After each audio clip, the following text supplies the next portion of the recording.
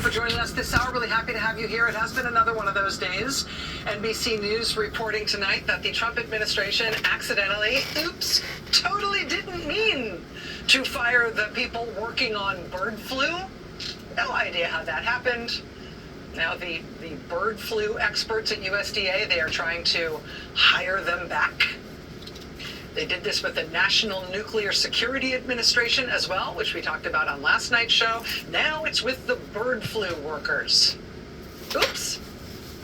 What does this button do?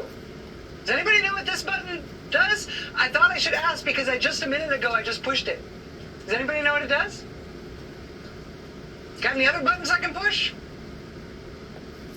The Washington Post reports tonight that the Trump administration is considering a plan to incinerate $500 million worth of COVID tests that you've already paid for. It's not because there's anything wrong with these COVID tests. It's just because, I guess, COVID tests, icky. $500 million worth of perfectly good COVID tests that we, the taxpayers, already purchased. They are in storage. They are stockpiled right now, set to be distributed for free to the American people in the event of another big uptick in COVID. But instead, the Trump administration apparently wants to destroy them because, government efficiency.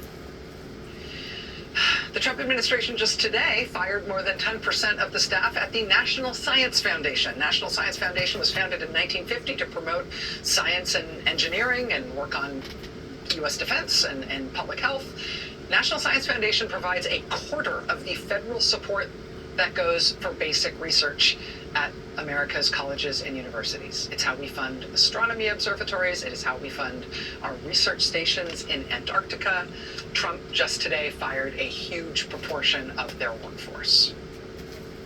A senior engineer at the GSA, the General Services Administration, has also just resigned today, reportedly after trying to block people working for President Trump's top campaign donor, Elon Musk, trying to block one of Musk's guys from a system called Notify.gov. Notify.gov is a system whereby the government can contact you directly. Individual citizens can be contacted directly from federal agencies. It is a secure system. It's obviously very sensitive because it's your personal cell phone number that is linked to information about you and your status and involvement with any number of government agencies. Obviously, that's a very sensitive thing. But this man named Thomas Shedd, who until recently worked for Tesla, but was just installed inside the GSA by the president's top donor, Elon Musk, the CEO of Tesla. Mr. Shedd apparently demanded full read-write access to that Notify.gov system. In response, the lead engineer in charge of that system, a GSA employee named Stephen Riley, apparently, quote, objected to Shedd's ability to view phone numbers and variable data for members of the public, information that Shedd, quote, would be able to download and store without anyone knowing.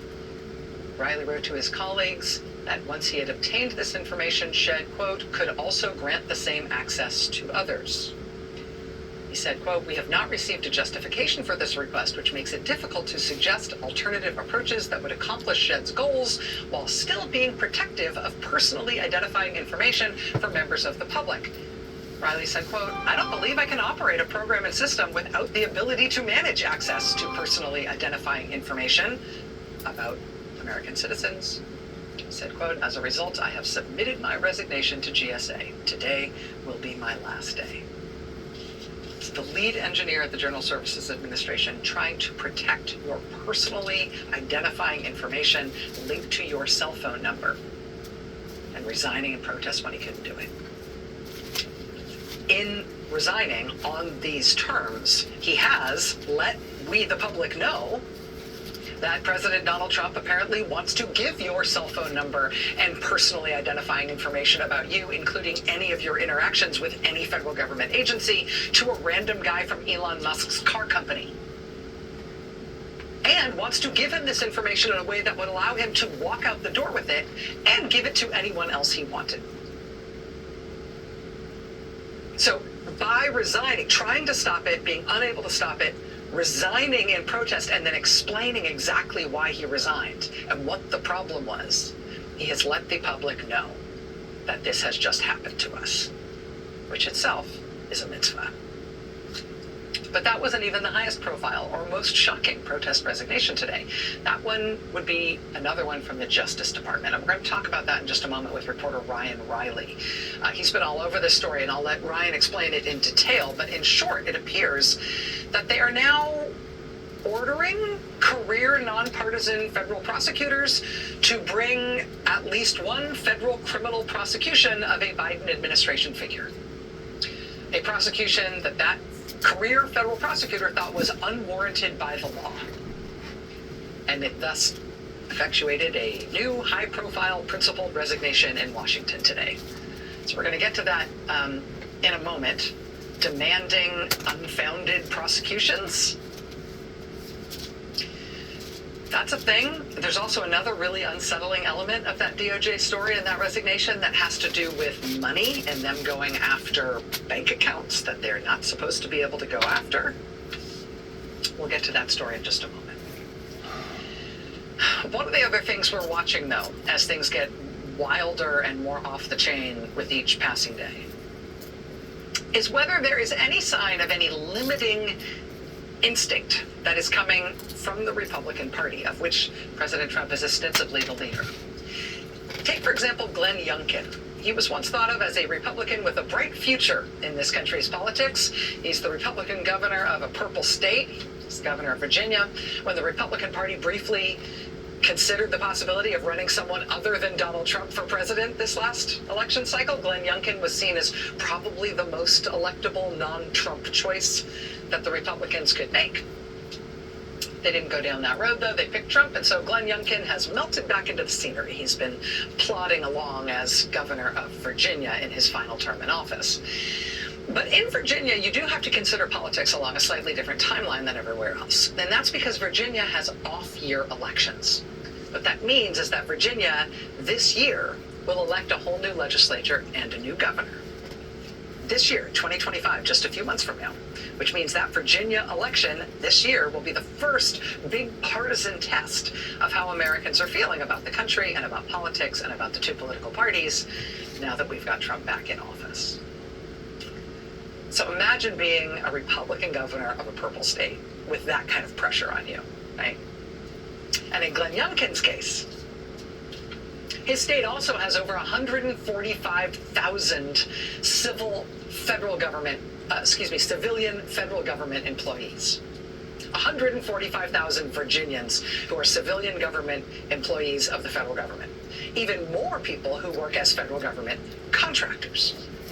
In fact, in his state, they get more federal contract money from the federal government than any other state in the country. Why is Virginia so well off? Well, it doesn't hurt that they get over $100 billion a year in federal contracts paid to various Virginia businesses and other entities.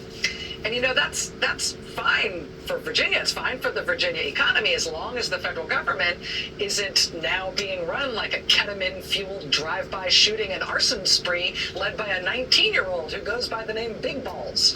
If that is, in fact, how the federal government is being run, and it is, then being the governor of a state like Virginia, which is so radically dependent on the federal government and federal contracting and federal funding, that's a problem. That's like going to bed and thinking you're human and waking up in a burlap sack full of rabid minks. That's like, oh, I guess our state isn't going to work anymore. You might remember that the first full day Trump was in office, he ordered an immediate and indiscriminate freeze of all federal funding. The day after that, Glenn Youngkin, governor of Virginia, poor thing, he wanted to do an event to announce a new round of Virginia school test results. And I'm sure that's what he wanted to talk about. What do you think people wanted to ask him about instead?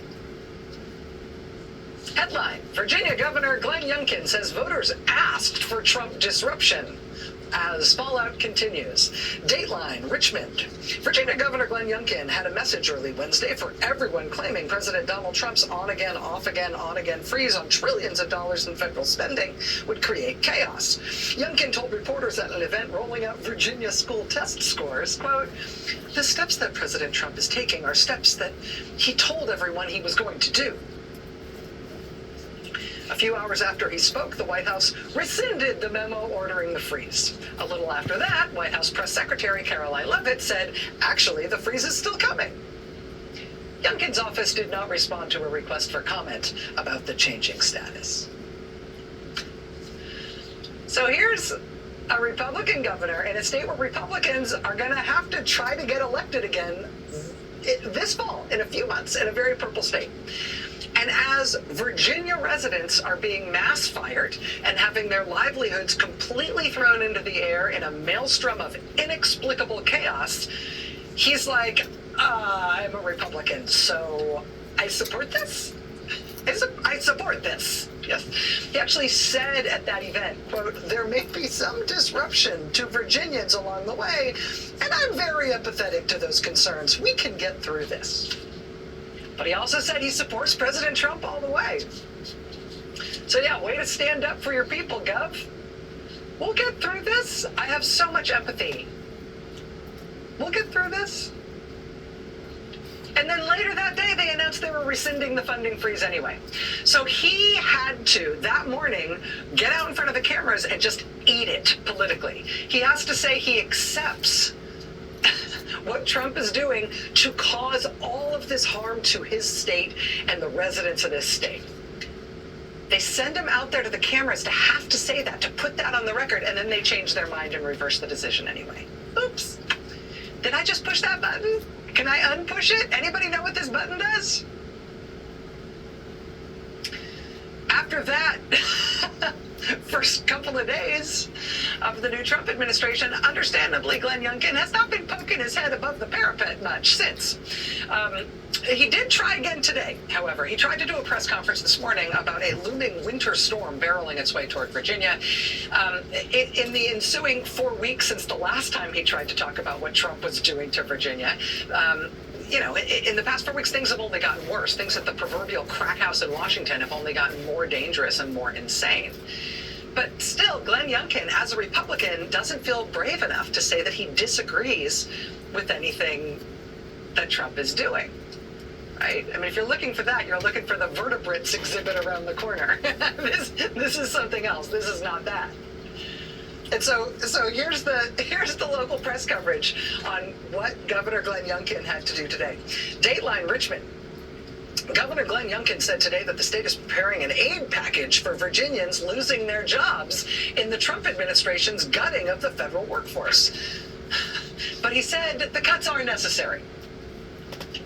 In his first extended public remarks on the cuts, Youngkin told reporters that he feels deep concern for those who are anxious about their employment future as the White House purges people at almost every agency.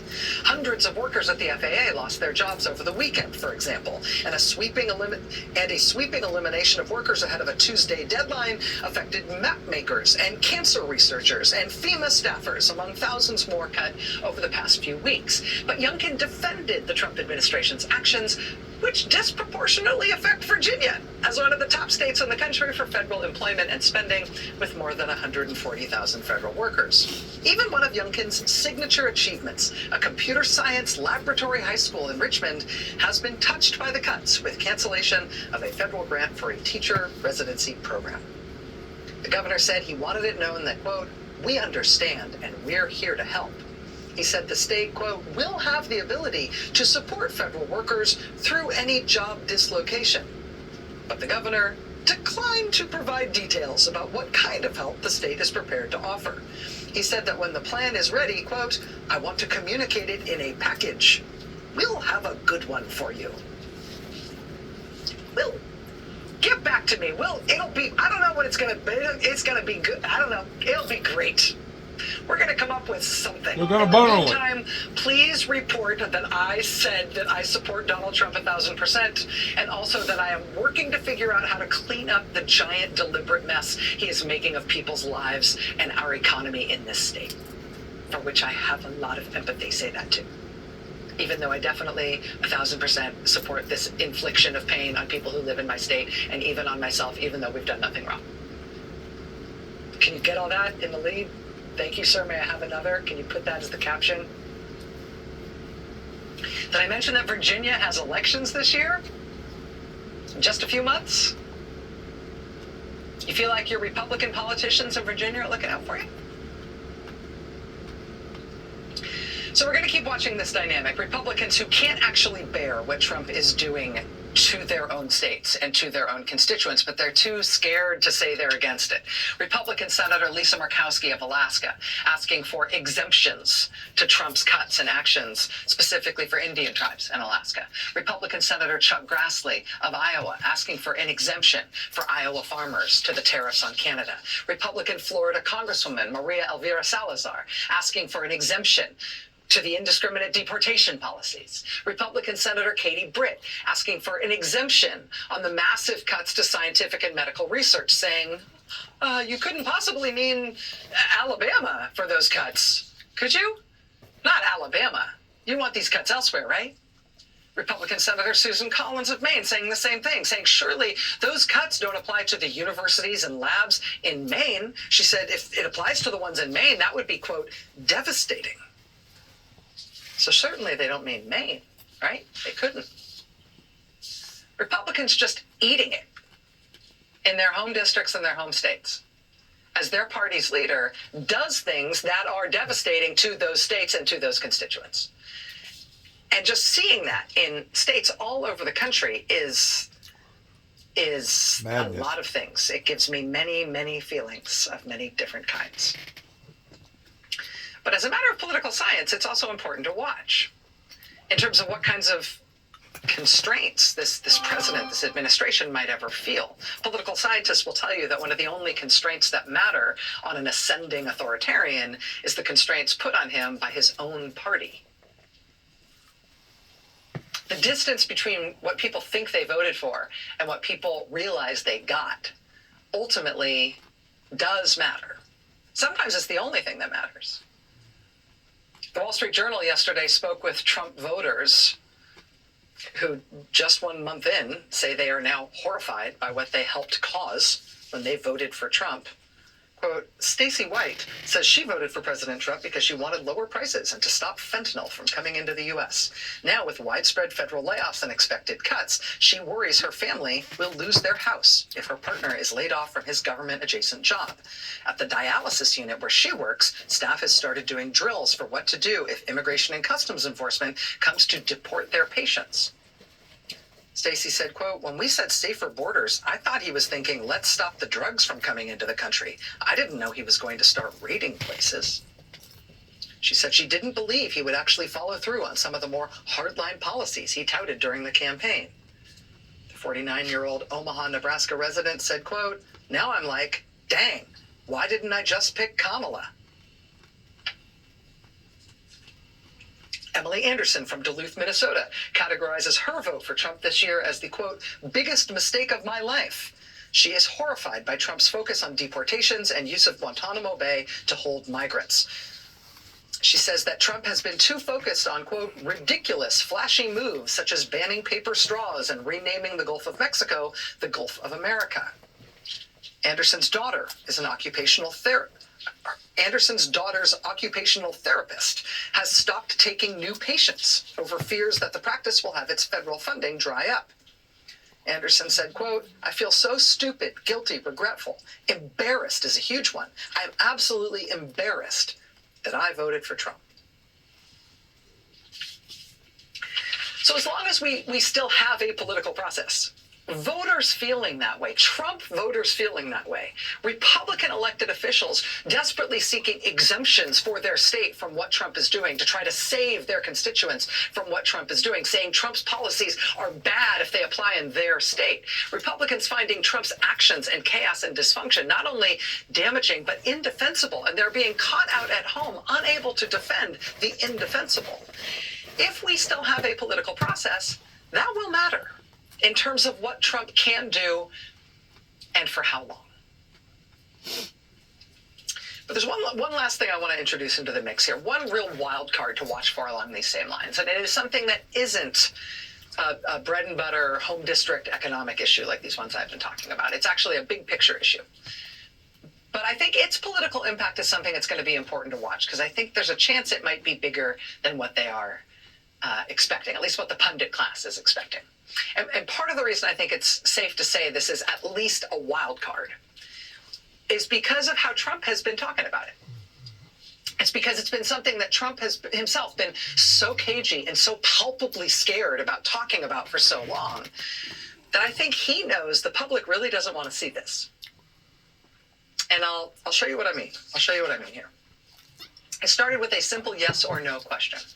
Question: have you spoken to Vladimir Putin since your election? Yes or no? Answer: I can't tell you. I can't tell you. It's just inappropriate. Trump interview after the election with Time magazine. It's inappropriate? It's not appropriate for us to ask you if you've spoken to Putin, or it's not appropriate for you to say?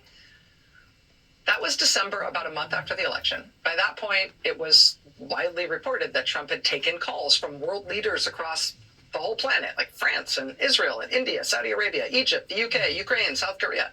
Trump himself made a big deal of announcing that announcing before he was sworn in that he had spoken to President Xi Jinping of China. He said, quote, the call was a very good one. So he's bragging about and letting it be known about and sort of effusing about all of his calls with all of these foreign leaders all over the world, including very controversial ones like the president of communist China. But when you ask him if he talked to Putin, he says that's inappropriate. He doesn't want to talk about it. But, I said that was December. Maybe that was just something weird about being in the transition. Maybe once he took office, once he was officially president, he would find it more appropriate to issue some clarity on this issue. Let's ask him. When are you going to be talking to Vladimir Putin? Who? That was Inauguration Day, January 20th. Are you going to be talking to Vladimir Putin? Who? Vladimir who? Talking to what? Me? When are you going to be talking to Vladimir Putin? Who? You plan to meet President Putin, sir? I'll be meeting with President Putin. When do you think? I don't know. I can't. It's being set up. When do you plan to speak to President Putin? Could be very soon. I don't know. I can't. It's being set up. Oh, that Vladimir Putin. Yeah. I can't. It's being set up. I'll be meeting with him. I can't say. It's being set up soon.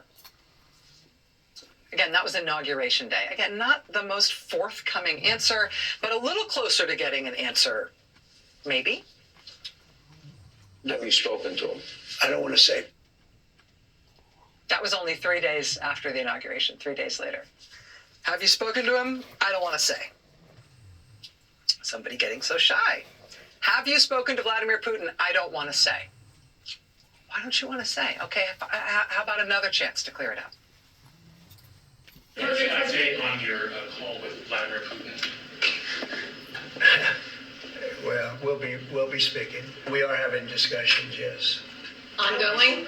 Already scheduled and ongoing? Already talking. Yes. So you've already spoken to Vladimir Putin? I don't want to say that. We will be speaking. We are already having discussions. So you've already spoken to Putin? I don't want to say that. I don't want to say? There's nothing that this man doesn't want to say. This man wants to say everything that has ever crossed his mind. He's the freest man in the world. But that I don't want to say. I can't say. It's not appropriate. That last clip takes us to the end of January. By the first week of this month, February, headline in the New York Post. Exclusive. Trump reveals he's spoken with Putin by phone. No more Vladimir who, no more I don't want to say, no more how dare you ask me such an inappropriate question. Trump reveals he has spoken with Putin by phone. How many times have they spoken by phone, you might be asking? Quote, when asked how many times the two leaders have spoken, Trump said, quote, I'd better not say. Sir, can you tell us about your conversation with Vladimir Putin? I don't want to do that. You've been talking to Vladimir Putin. Are you trying to set up a meeting with him? Well, I can't tell you what I'm talking about. You can't? Aren't you the boss? We do not play a lot of video on this show of President Trump talking. You might have noticed that. We have this sort of mantra that we try to follow, which is watch what they do, not what they say. So we don't play a lot of tape of him talking. But every once in a while, I think it is worth the exception just to see that this is something that he talks about the way he talks about nothing else. This is something that he's palpably scared to say, or he feels constrained like he's not allowed to say. Why is he so scared of this one thing? Are you going to be talking to Vladimir Putin? Who? Have you talked to President Putin? No, I have not. You haven't talked to President Putin No, I have since not. you've been elected? No, well, I don't want to say that, but I haven't spoken to him recently. So you've spoken to President Putin since you've I been don't elected? want to say that. I don't want to say anything about that. Have you spoken to him? I don't want to say. So you've already spoken to Vladimir Putin I don't want to since... say that. Are you trying to set up a meeting with him? Well, I can't tell you what I'm talking about. Can you tell us about your conversation with Vladimir Putin? I don't want to do that. See, he really doesn't want to say. He really, really, really doesn't want to say. He can't say. Who tells you what you can and can't say? Today, of course, we had the U.S. Secretary of State, the National Security Advisor, and whatever that real estate guy's job is. We had this high-level delegation from the United States meet in Saudi Arabia with the Russian government ahead of what is promised to be a Trump meeting with Vladimir Putin very soon. No Western leader has met with Vladimir Putin since he invaded Ukraine 3 years ago. But the United States is not only apparently taking Russia's side now, changing sides in that war now. We're essentially changing sides in the world. The United States is now apparently against Europe and our allies of the last 80 years and for Russia. While the president repeatedly and eerily and in a very out of character way tells the American people he is not allowed to discuss that relationship or his communications with that leader. The political reality of this administration is going to be shaped by whether or not the people who oppose him strongly enough and effectively enough. The political reality of this administration and this presidency will be determined by whether the people who voted for him are horrified enough by what they have wrought that they regret it and are willing to act differently and to speak out about their regret. The reality of this presidency and this administration will be determined in some part by whether or not Republican officials realize that their own survival as politicians depends not on sucking up to Trump, but by helping their constituents survive him. Strong evidence supporting all of those strikes against Trump so far, frankly. But this is one other thing to watch. If we really are now abandoning the free world and lining up instead with the world's dictatorships, and Trump is unwilling to even explain why, just watch. The American people are going to have some feelings about that too. Just watch. Now I hope that people can understand the reason why last year I chose not to participate in the presidential election, because it was too crucial, it was too far out of hand, and as I stated before, if you put both of them in power at the same time, the way things had been running all along, you couldn't solve the American people's problems by waving a magic wand over their heads and all of a sudden everything going away. And I wasn't going to vote for somebody as quacky and as old as Biden, even though he had transferred his powers over to Ms. Harrison. I felt like that she was in left field with her policies. So I was basically caught in the middle. Damned if you do and damned if you don't. So at that point in time, I retracted. I said, you know what? I'm not voting for either party. This thing is out of hand. It's out of control whenever it comes to our decent law and order here in America. And because of it, I made a choice towards not voting for either party. So let the chips fall where they fall upon the counsel of the American people, because it was the American people that mandated for Donald Trump to come in power. Now, just about 2 video sessions ago, I made mention that God can put in good kings, but he can also put in bad kings, depending upon what God's perspective is upon the humanity, depending upon what country, depending upon what time zone, etc., and depending upon what it's going to take to achieve what God truly wants to achieve. Because it's obvious, if the Windmill Ministries missions here at 291 Thompson Road, Sharon, Tennessee, zip code 38255, is still waiting for the support coming from the so-called churches here in the Northwest Tennessee area, I truly believe that I would have been waiting until hell froze over. Just like if all the material that I'd put out on a local level and surrounding states, including Washington, D.C. and New York and etc., my son and I, in order to make that more substantial, I had to make a move in doing something significantly enough that my name was out there, taking a chance on even it becoming even more negatively in or against my favor. But for me to go out west and make a name for myself, that it was essential because of all the letdowns that the Windmill Ministry had received for the past 30 plus years right here in Northwest Tennessee. I never should have had to have went through any of that stuff, either in Tennessee, Kentucky, or Oklahoma. But because I had nobody to stand by my side, I had to basically bootleg it, as they say. In other words, I didn't have a congregation. I didn't have a support team in behind me. So I spearheaded it. The only way that I know to do it was to go through the back doors. The good old-fashioned hardcore way. Go to radio announcer after radio announcer, go to TV station after TV station, beat on doors, talk to people, make communications, put out literature, etc., etc., etc. Well, now, in 2025, I think there's some clear understanding about what has happened, what essentially needs to happen, and what is happening.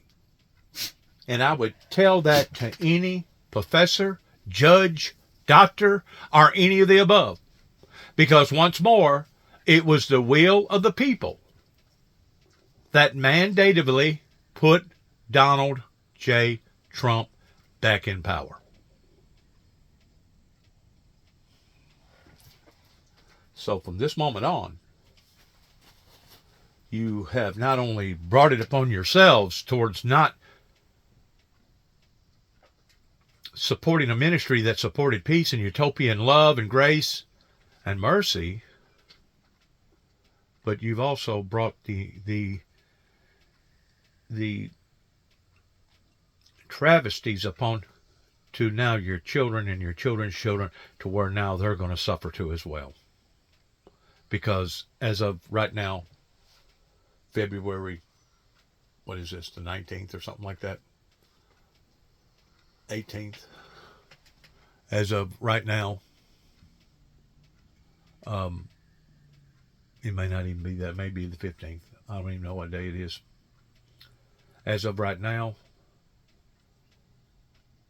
the trajectory that it looks like the American people are fixing to have to go through may actually exceed any point of reference towards what anybody else has said or would say about the trajectory of which way the American people was fixing to head off into. In other words, it was hidden in plain view. But now we see what's going to occur. And of course, even the Bible says to clean out your own house first, that a divided house will not stand. And whenever it comes to sweeping out the indignations and the imperfections and the inadequacies, you always start at your own house regarding your own purposes regarding the federal government here in America. So whatever happens, be it as it may, on a local level, state level, or federal level, you people have brought this upon to yourselves. As I have sat back, talked, discussed, given my opinions, shared my emotions, put myself out on a limb and my family in an embarrassment form after that I had been ridiculed, basically treated like a total heretic or a total idiot towards being demonized and dehumanized. So let whatever is fixing to occur, let it occur. Because now, my friends, I feel like that we are at the fate of God. And I have said this before, and I'll continue to keep saying it until we see a true, authentic, 100% revival that will elevate into a revolution.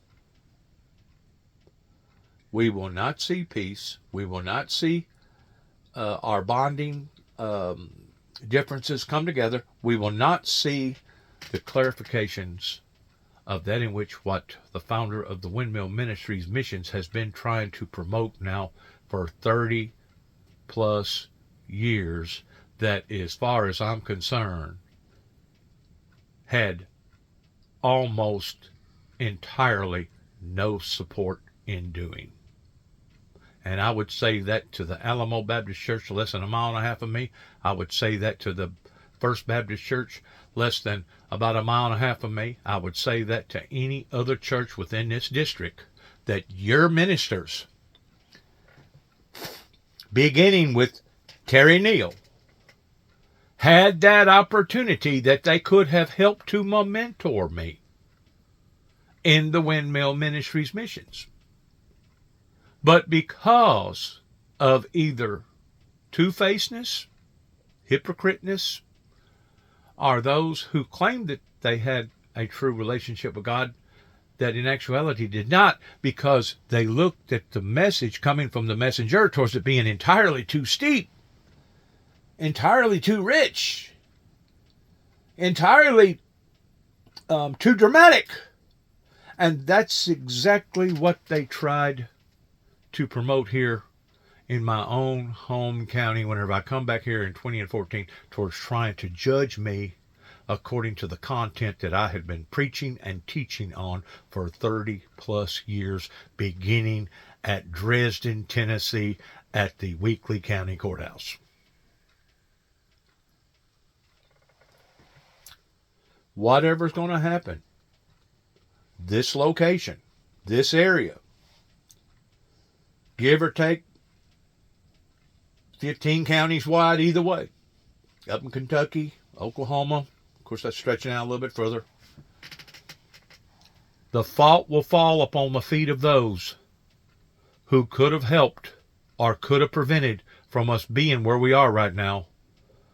You will give an account for how far this has gone and how incredible evil that this country has become because of your nonchalantness, and plus in those that purposely wanted to see me fall, purposely wanted to entrap me, purposely wanted to keep me down, purposely wanted to shut me up. Just like the Humphreys County Police Department there in Waverly, Tennessee, after that they had done something that I disapproved of, I stood out on their court square and opposed it. Even though I was not using an amplified voice mechanism expander, I was still called down by various locals that had the money, that was considered the townsmen's, that made telephone calls, that ordered for the city police to come down and talk to me and tell me to shut the hell up. The next week, I started walking around with duct tape on my mouth, orange duct tape, to where they could see it, and I was just walking around with my signs. I wasn't saying a word. Even that agitated them. Because what had happened was somebody pertaining to their townsmen got on the horn, and I don't know who they contacted, but whoever it was, I wound up with my probation officer, a deputy, and her boss, which I'm thinking would be the supervisor, out here at my property questioning me.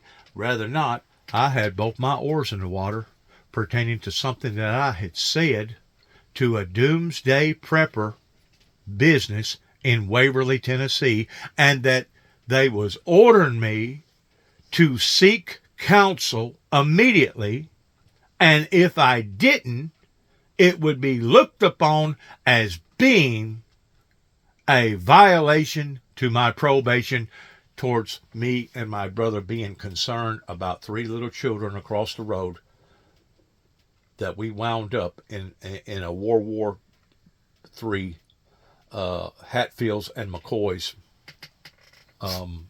ordeal right here at this area, that the courts stood idly by and let it go on and go on and go on until the death of my brother in 2017.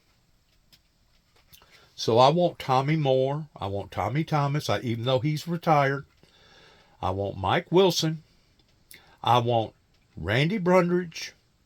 I want any and all the high authority powers in this area to listen to this video that I'm making tonight and correspond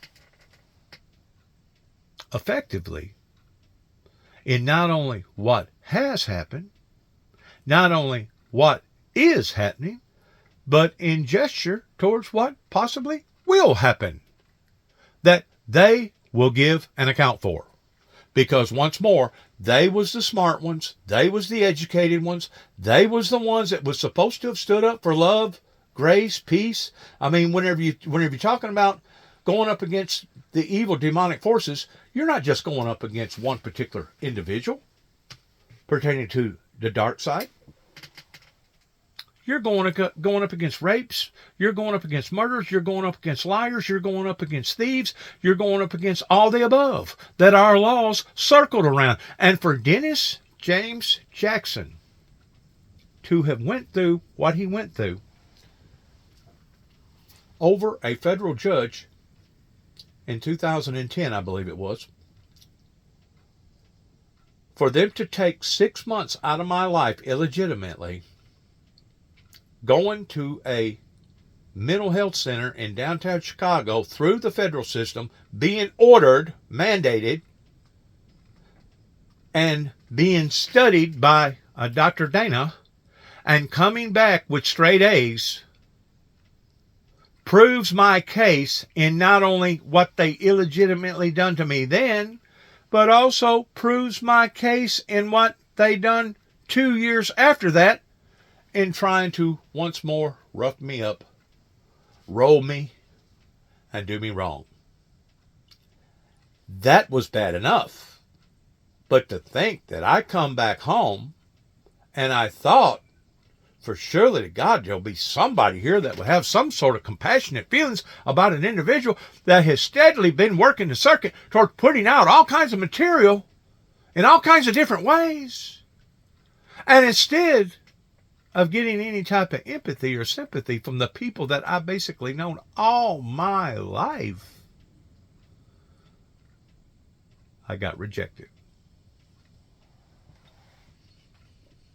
I got rejected. I want the record to stand. And even though the record won't stand necessarily for this world, for this planet, because everything about this planet, everything that's created in this planet, paper, digital, chiseled in stone, everything's going to dissolve. It's all going to be done away with. And ultimately, whenever it's all said and done with, it's going to be God's record that's going to stand. It's going to be Moses' record that's going to stand. It's going to be Noah's record that's going to stand. It's going to be Jacob's letter that's going to stand. It's going to be Jesus' record that's going to stand in the supernatural hereafter world. Because all these other things is of the world, and if it's of the world, it's of the devil. The Bible is very clear about that. So they can put on their little act. They can document all they want to document. They can prorate. They can scam. They can hoodoo. They can extort their own people any way that they want to extort them. But whenever this is all said and done with, after the dust has finally settled, I just pray to God that there will be a new beginning. Hope for people like my granddaughter that is soon to be 2 years old come Memorial Day coming up. And children like her, and children older than her, and children younger than her, and even those that hadn't even been thought of yet. Because it's pretty obvious that the bunch I've been dealing with today, yesterday, the day after yesterday, a year after last year, and 30 plus years ago, I personally think that they have been bamboozled so badly that it's actually an embarrassment, kind of like whenever I went to Walmart tonight in Martin, Tennessee, and I looked over at the egg aisle, and I seen absolutely no prices, very few eggs.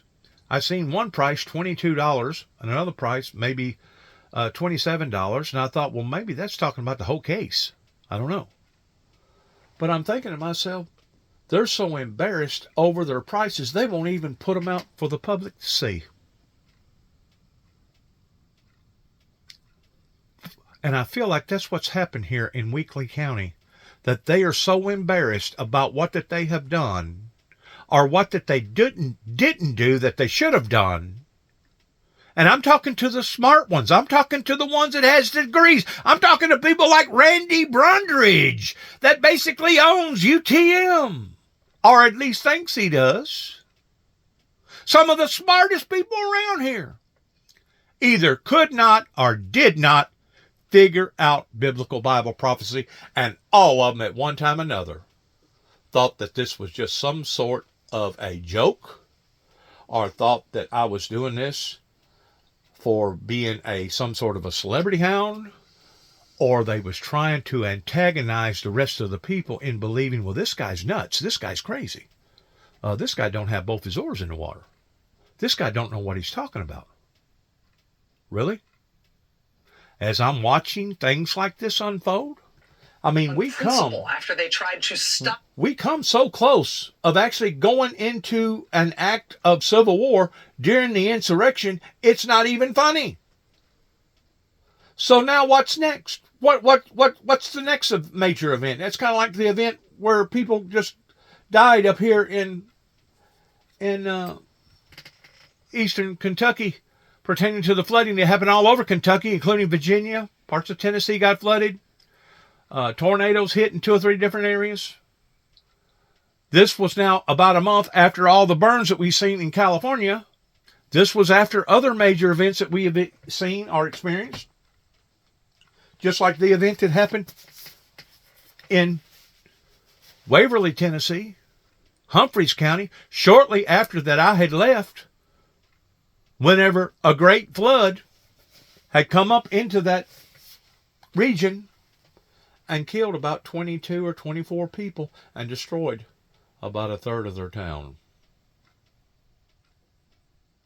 I felt so sorry for them people, because the very area that I had my camper, the spot that I had my camper on didn't actually flood, but so many other areas around there, including the marina, including a great deal of other people's stuff, was either damaged or ruined, not counting what happened to their town. Every time I see people trying to destroy me, usually the destruction comes back sevenfold in what that they have done or what that they are attempting to do. And I don't have to do nothing. All I have to do is stay steadfast, remain faithful, and keep persevering in Christ's name. Not in yoga's name, not in Buddha's name, not in Allah's name, not in the Wiccan's name, not in any other name other than the name of the Lord Jesus Christ, that Christ himself said, for if you try any other way, you will be as a thief and a robber. Anybody that cares to want to judge me, condemn me, put me down, or ignore me, that'll be fine. I don't have, matter of fact, I'm open to hear people's remarks about me, because I kind of now get a heckle out of it. You know, whenever they sit and they want to demote me or bash me in some form or fashion because I didn't do this or I didn't do that or I didn't go to school or and get my education or I didn't do this and do that. You know, they can sit and criticize me all day long, because I've learned to accept the old cliche that you can please part of the people all the time. Part of the people. Let me see. How does the cliche go? You can please part of the people all the time. You can please all the people part of the time, but you'll never please all the people all the time. Once you identify to yourself that, and you have learned, getting out of the gate, day one, you're going to have people that's going to oppose you. You're going to have people that's going to criticize you. You're going to have people that's going to spit on you. You're going to have people that's going to do any and everything to you. Because you know what? You're out in the front lines. You're on the fire line. And because of it, they're going to snort. They're going to kick. They're going to throw their fits. Well, as they're doing this for 30 some odd years, it has now put us where we are towards the exact same things that you just got to talking about pertaining to our president that I didn't vote to put in power. Neither nor did I vote to put the other one in power. Because I could smell something in the woodpile that did not smell good. That we had come so close. January the 6th in an actual reenactment of a true civil war because of an insurrection. And because of the seriousness of everything, I said, you know what? It may be best if I just set this one out and be a spectator and watch. Well, I'm watching. I don't think Donald Trump has yet been in office for a month yet. I don't think he's fulfilled a whole 31 days. So as I'm watching, I'm thinking, and I'm also making more digital data tapes in explaining why I done what I done, when I done it, regarding this resistance movement that I keep saying not only affected now their lives directly, but indirectly has now affected even their cousins, their uncles, their aunts, their children, their grandchildren, their great-grandchildren.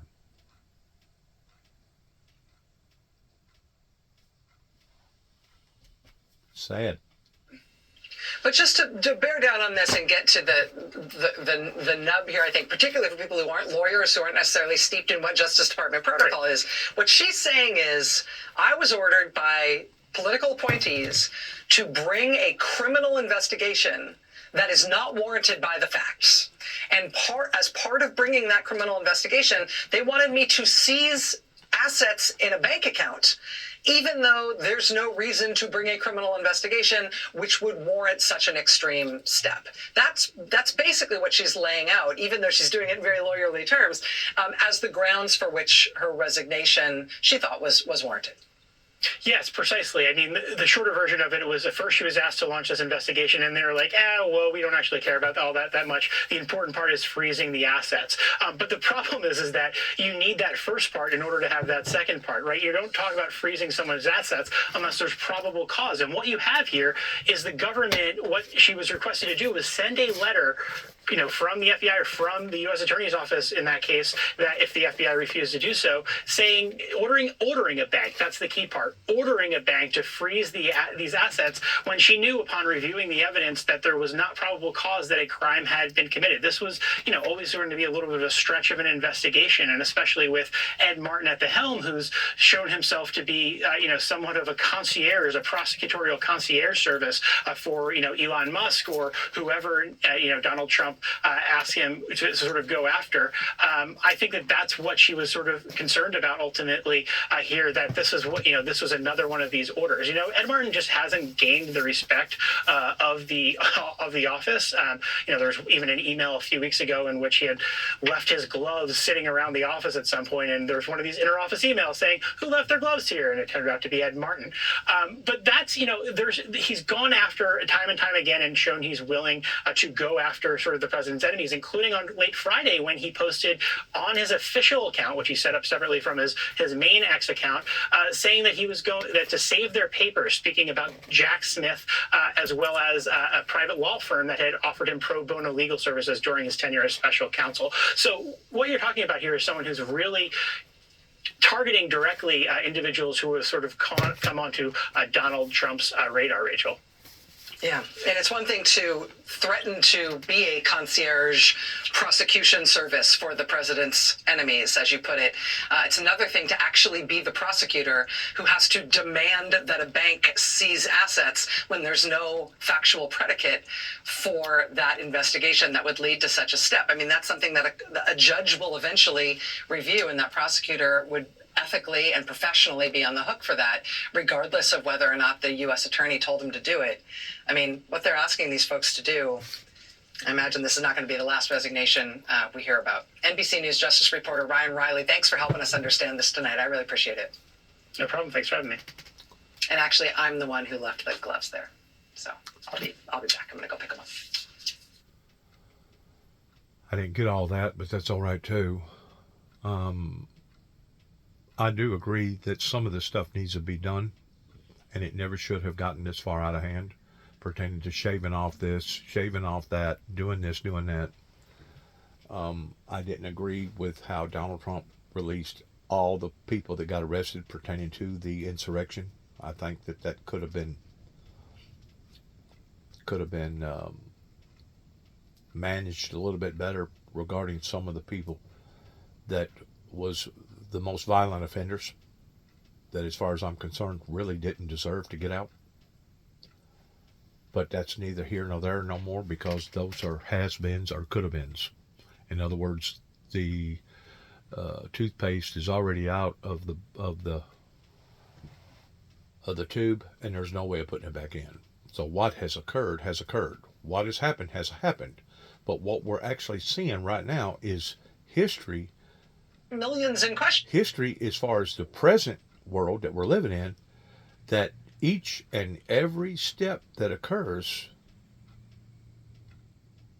goes back to the philosophy. I think it was Newton, maybe it was Einstein, that said forever action is a reaction.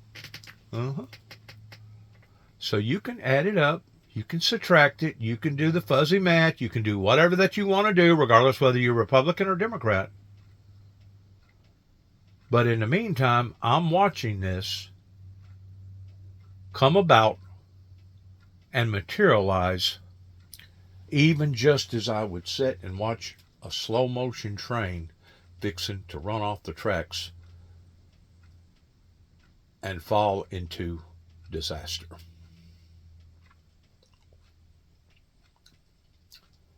See, I believed that once we exceeded just a certain amount of trillions and trillions of dollars in debt, that technically speaking, we was already bankrupt. And it all is a reflection towards what didn't happen that should have happened going back into the late 80s. Now, a while ago, a girl talked about 1979. Maybe so. I don't know. Maybe it does go back that far, which would be 40 years instead of 30 plus years. Either or. I just know that I have watched a country that at one time used to be admired, respected, and looked up to, that, no, it wasn't perfect, but it was a hell of a whole lot better than what it is now pertaining to safety. And to think that our children is being exposed to all this irks me, and I feel like would irk anybody, of thinking that we're bringing our children in to a mess that never should have gotten this far out of hand.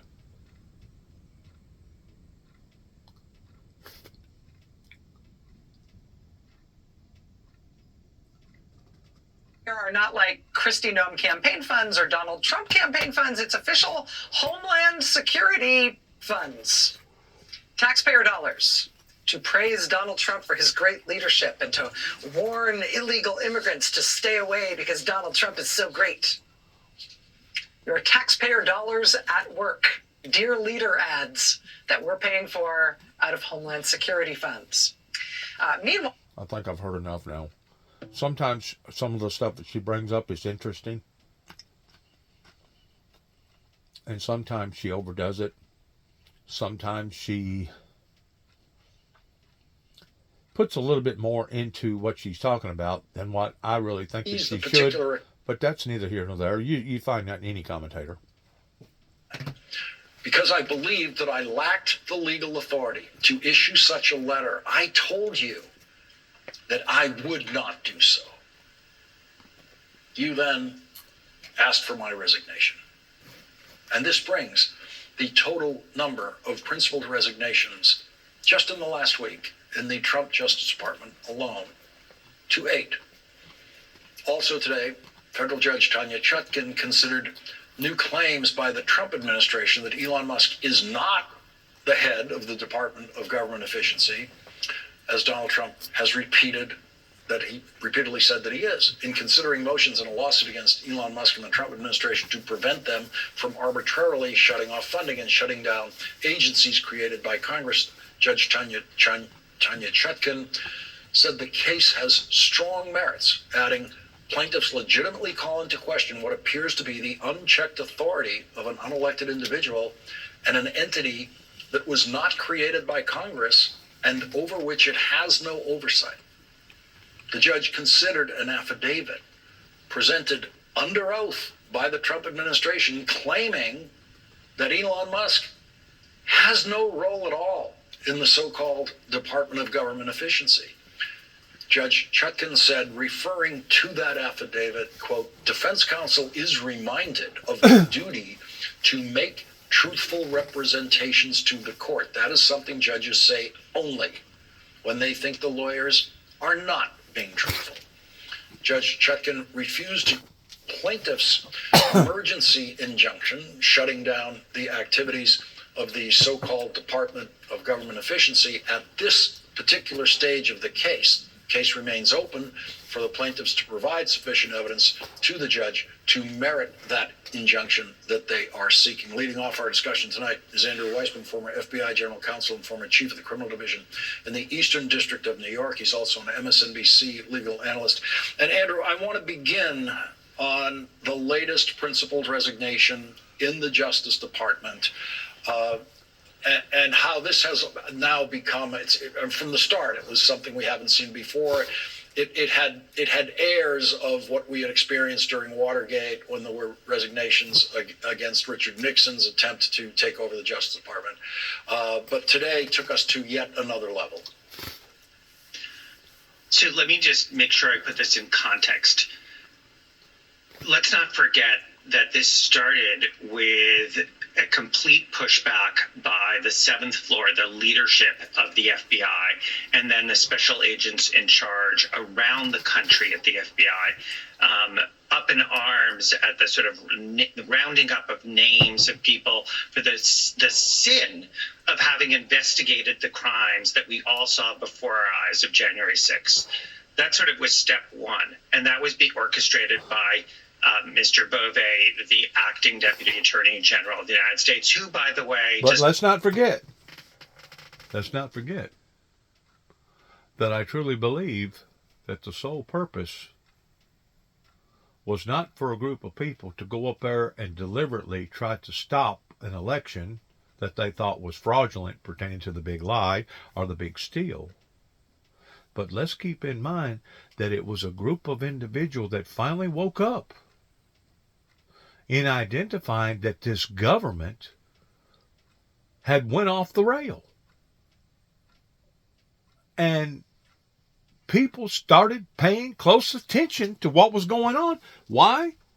Because they didn't have nothing else to do whenever COVID hit, other than to sit, listen, watch, observe, debate.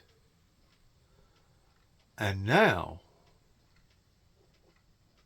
when they went up there, they used Donald Trump's agenda as an excuse.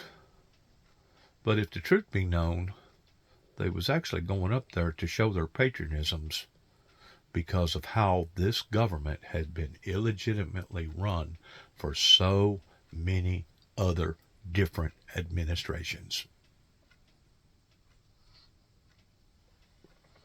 See, that's the whole kicker. Whenever you put something on autopilot, whenever you put it on cruise control, whenever you pay these people the type of money that we pay them to be in these positions, we automatically assume that they're up front, they're legitimate, and everything's going to be run according to plan for the well-being and the betterment of the majority of the American people, but the world. Well, once you wake up to that fact and realize that you've been bamboozled by believing that, kind of like believing that all judicial justice systems pertaining to their judges and their prosecuting attorneys and their attorneys are all legitimate people. Oh, they're crafty, they're smart. Some of them look good, act good, dress nice, look nice. But deep down inside, those are the very people that Christ warned us about that would be wearing sheep's clothing, but would be wolves inside. People that was out not to reform society's mistakes, but to punish them and to keep punishing them again and again and again, to the extent that we basically become what we are today. That way, once we turn on one another versus turning on them, they'll use that as a prying tool pertaining to a diversion. And while we're shedding blood on one another, they'll be getting in their little airplanes and they'll be abandoning us, and they'll be going to other nice little regions and areas all over the world, sitting back and laughing and saying what type of fools that the American people was.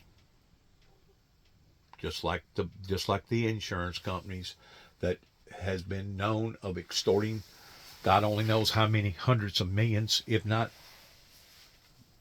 billions of people, billions of cases, especially since all these catastrophes continue to keep happening. God only knows how many of them have bamboozled not millions, but billions of dollars that rightfully should have went to the people that these people put their trust in,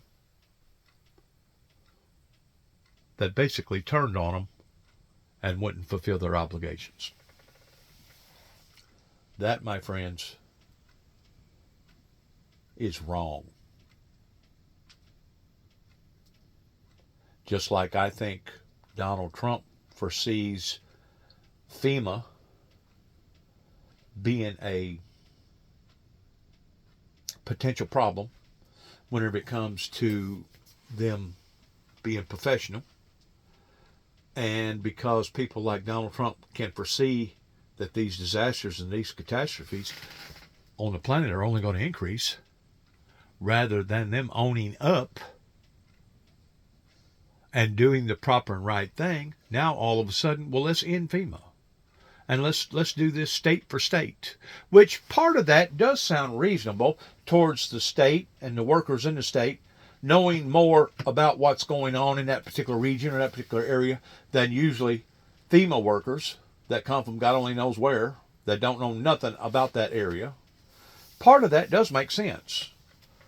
But what actually is motivating somebody in doing that would be like the same way with the insurance companies backing out of Florida, backing out of California, and backing out of other claims, that once they realize, well, this isn't necessarily a win-win gamble after all.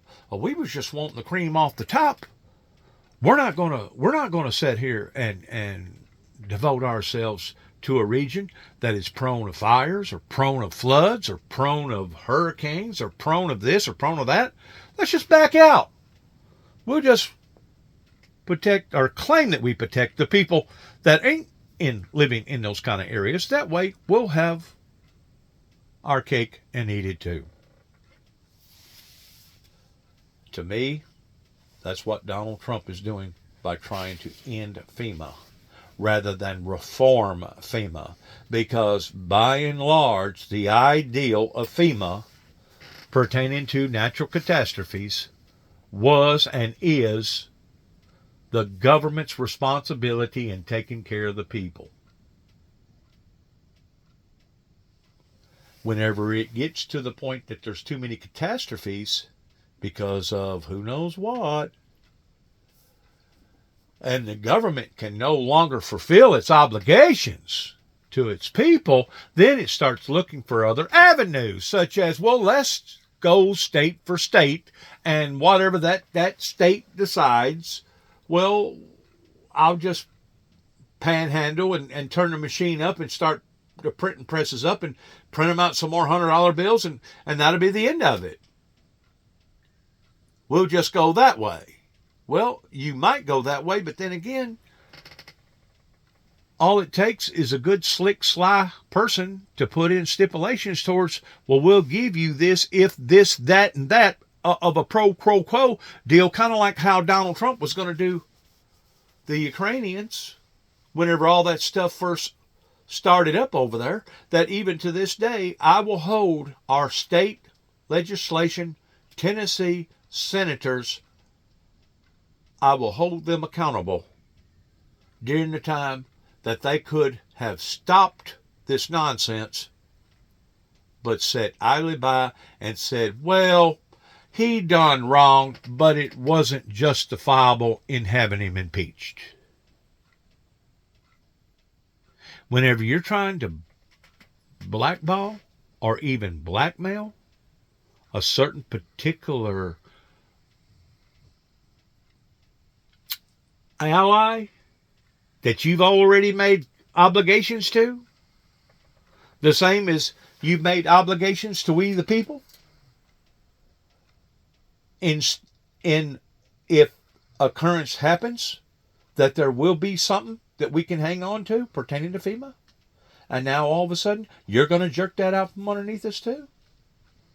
It speaks volumes as far as where the government is in positioning in the broken system that Donald Trump claims that he's trying to repair, and maybe he is. Maybe he's sincere about it.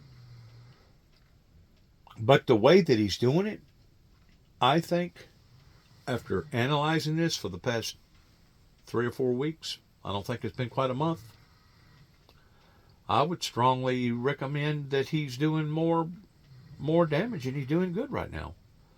Because he is going in like a wrecking ball and tearing up any and everything that he can. And there's no doubt a lot of this stuff needs to be trimmed out, needs to be weeded out. Need to cull the herd, man. Find out who's doing what and what's doing what and who's beneficial and who isn't. But we can also see where he's doing a sweep out and he's still not culling the ones that he should be culling towards dropping them whenever he shouldn't be dropping them, or taking the 15 plus 100 people that was arrested over the insurrection and not culling them and freeing them whenever all of them shouldn't have been freed. There has to be logic in these strategies that we're going through right now, other than saying, okay, we have made idiots out of ourselves and we have failed the American people pertaining to a broken system. Now, the next question is, are we going to continue to leap and lope? Kind of like what I was telling somebody today pertaining to your car, that if your engine light comes on, your computer automatically goes into a lope mode, which basically means that you're no longer going to be getting the efficiency out of that automobile that you should have had.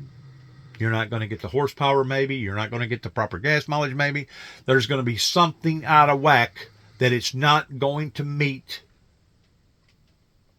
the general standards of the car manufacturer from the dealership. And that's basically where we're at right now. The engine light is on. We are on lope mode.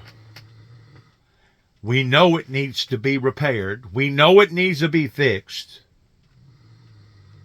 But how are you going to fix it is the next $1 million question. And in the process of you fixing it, are you going to create more damage than you're going to do good? I used the strategy the other day towards a boat that was sinking that had 100 little holes in it. And you know the boat's going down. Well, what good is it going to do to try to repair the little holes if you're going to create bigger holes? Because by creating the bigger holes, you don't have to have but about 6 or 7 big holes compared to the 100 little holes, and your boat's still going to go down. A matter of fact, it may go down even quicker with the 4 or 5 or 6, 7 bigger holes. You have to be practical in how that you are doing this rather than causing more problems than you're causing good. It would be the same way with a mechanic going in and trying to replace every little component and every little part that he could, and come to find out it was a $300 repair, but whenever it's all said and done with, this guy's charging you $3,000. Why? Because he went at it the wrong way. That's why. Oh, he fixed the problem. But look at the damage that it cost. Instead of $300, now it's $3,000. And that's just using that analogy that maybe somebody can understand, or the boat analogy. I'm going to end this pertaining to this. I'm going to listen to just a little bit more of this. I don't want to make no more comments because I'm actually disheartened by all this. It's bewildering to me that this has gone on for this long a time, pertaining to the smartest of the smart people out there, pertaining to your bankers, your lawyers, your judges, your professors, and they have allowed for this to get in this type of shape for this long of a time. Footnote, worked on those cases as well. So he can round himself up. Then you have what you talked about with Danielle Sassoon in the Southern District of New York and her colleagues resigning out of principle.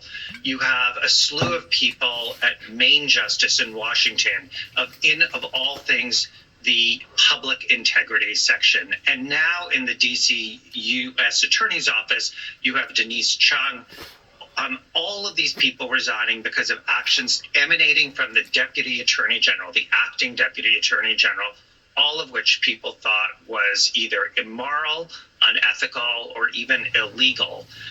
And these are career people of all stripes. Denise is somebody I know very well from my time.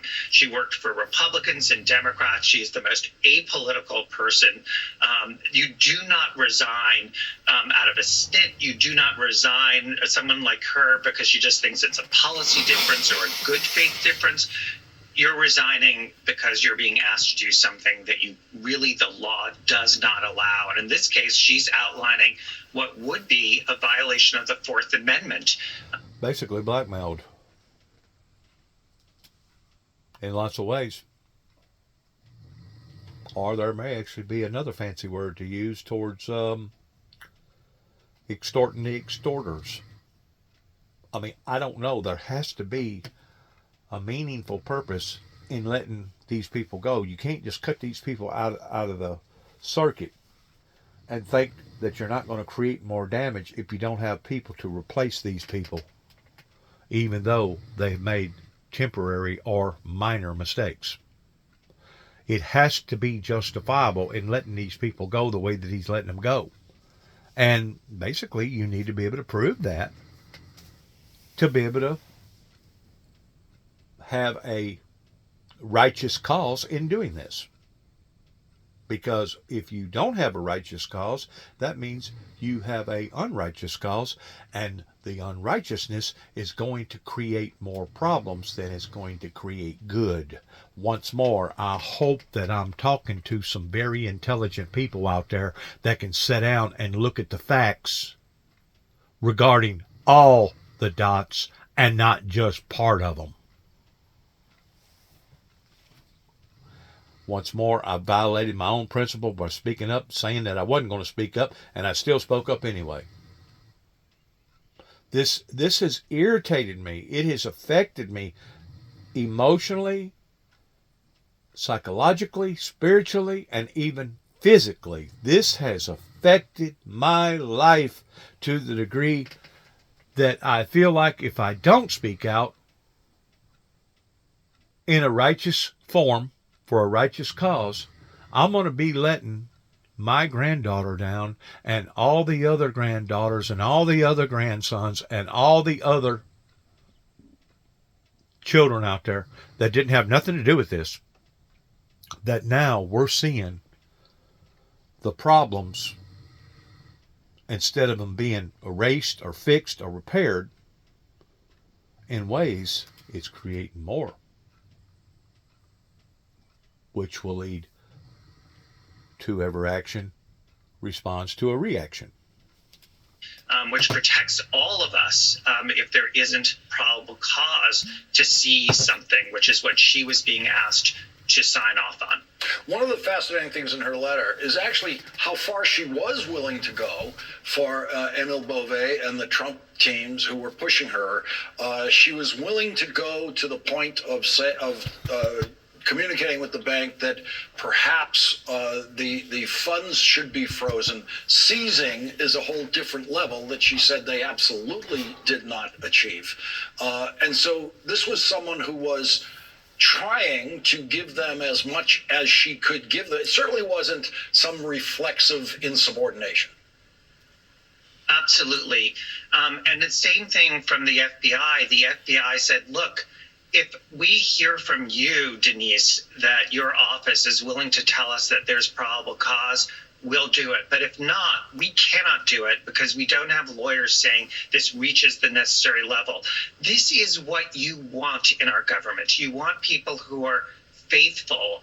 And this is, I really want to make sure people understand, this is where the Constitution lives and breathes, which is in the good judgment and the good faith of the FBI agents and IRS agents and DEA agents and the prosecutors evaluating the facts and doing so in good faith. But what she is outlining, and I have no reason whatsoever to think it's what she's saying is not completely true, it would be a violation of the Fourth Amendment, and that's something we should all be concerned about.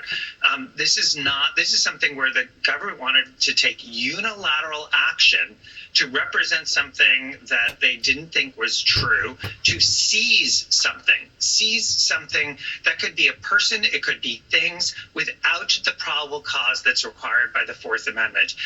This really is the kind of thing that is so anathema to the oath of office that we all took, and these people took, serving as public servants. I want to get your take on the civil case that Judge Chutkan is handling, some state attorneys general trying to stop the whole Musk Department of Government Efficiency operation.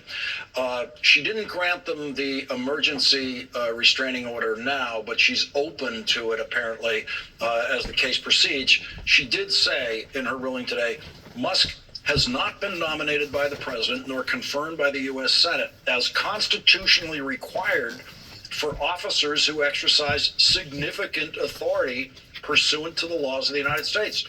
Bypassing this significant structural safeguard of the constitutional scheme, Musk has rapidly taken steps to fundamentally reshape the executive branch, accepting plaintiffs' allegations as true. Defendants' actions are thus precisely the executive abuses that the Appointments Clause seeks to prevent. So, 2 points on this. Essentially, what the law says is that if you've got an officer who is exercising this level of power, this is something that Congress has to create. It can't be done unilaterally by the executive. And this person was not blessed by Congress, wasn't given money by Congress. The irony here is that that claim of that was something that the president, when he was candidate Trump, he was making that argument about Jack Smith. He was saying Jack Smith is a principal officer and wasn't validly appointed because Congress didn't nominate him and confirm him, and he wasn't given money by Congress. And now that he is president, it's like the shoe's on the other foot, and he's making a completely inconsistent argument.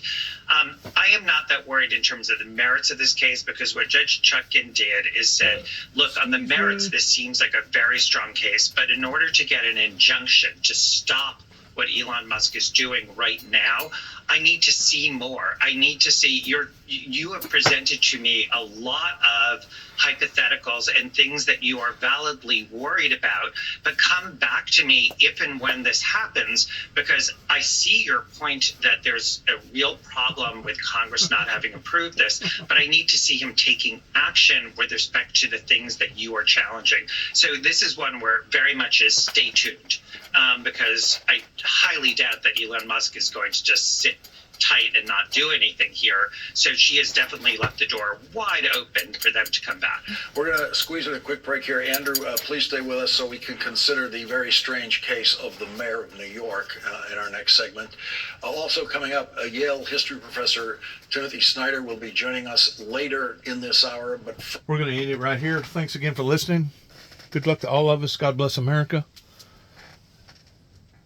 And it's snowing out there. It sure is. It's about 2.5 inches out there right now. I already done looked up there and looked. Jack the Smack. Yeah, Jackie. Well, you know, Jackie.